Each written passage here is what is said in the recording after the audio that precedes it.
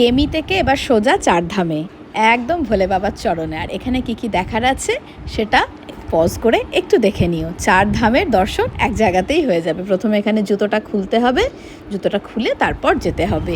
আজকে সব থেকে বড় পাওনা এই ঝকঝকে ওয়েদারটা। টেমি থেকে বেরোনোর পরই ভোলে বাবাকে দেখতে পাচ্ছিলাম, একটু একটু করে এগোচ্ছি আর ভোলে বাবা একটু একটু করে এগিয়ে আসছেন। আর এখন আমরা একেবারে ভোলে বাবার কাছে, কাছে না, একবারে ভোলে বাবার চরণের কাছে চলে এসেছি।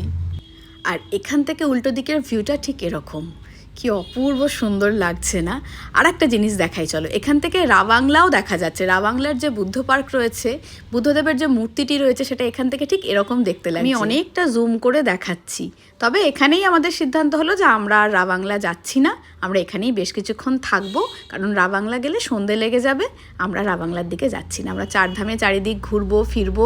এখানে ভীষণ ভালো লাগছে, যদিও মন্দিরের ভেতরে ফটো ভিডিও তোলা নিষেধ, সেজন্য আমরা কোথাও কোনো ফটো ভিডিও তুলিনি ভেতরে, পুরোটাই বাইরে থেকে তোলা। এত সুন্দর, এত পবিত্র একটা জায়গায় আমরা যে একসঙ্গে সময়টা কাটাচ্ছি, এত সুন্দর সময়টা কাটাচ্ছি। রাবাংলার প্ল্যানটা থাকলে তাহলে আমাদের ওই বুড়ি ছোঁয়া করে এক্ষুনি ছুটতে ছুটতে বেরিয়ে যেতে হতো রাবাংলার জন্য। সেই জন্যই বলে, যখন যেখানে আছো সেখানকার আনন্দটাই ভালো করে উপভোগ করো।